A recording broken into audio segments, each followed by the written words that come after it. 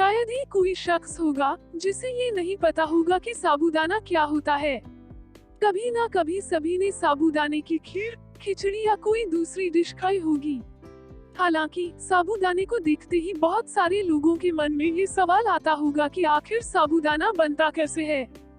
क्या ये कोई फल है, या किसी फल का बीज है, या फिर किसी प्रोडक्ट को बनाने के दौरान बनता है। साबूदाने की खेती होती है या फैक्ट्री में बनता है। आइए पहले जानते हैं कहाँ से आता है। कई सारे लोगों का ये भी मानना है कि साबूदाना मांसाहार की श्रेणी में आता है। तो क्या ये बात सच है? आइए जानते हैं आखिर साबूदाना कैसे बनाया जाता है। साबूदाना किसी भी प्रकार के अनाज से नहीं बनता है, बल्कि ये एक सागो पाम जो मुख्य रूप से पूर्वी अफ्रीका का पौधा है, इसके तने से बनाया जाता है। इस पेड़ का तना जब मोटा हो जाता है तो इसके बीच के हिस्से को पीसकर पाउडर बना लिया जाता है और फिर इससे साबूदाना बनाया जाता है। और भारत में साबूदाना टैपियोका नामक पेड़ की जड़ों से बनाया जाता है।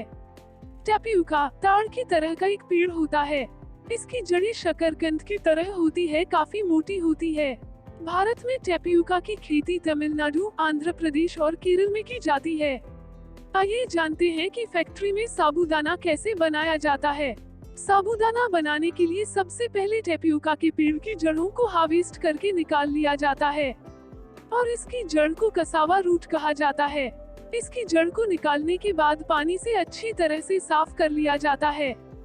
इसके बाद कसावा जड़ की ऊपरी परत यानी छिलके को पिलिंग मशीन से निकाला जाता है और फिर से पानी में अच्छी तरह से धोया जाता है। फिर इस जड़ को क्रशिंग मशीन में डालकर अच्छी तरह से पानी मिलाकर पीस लिया जाता है।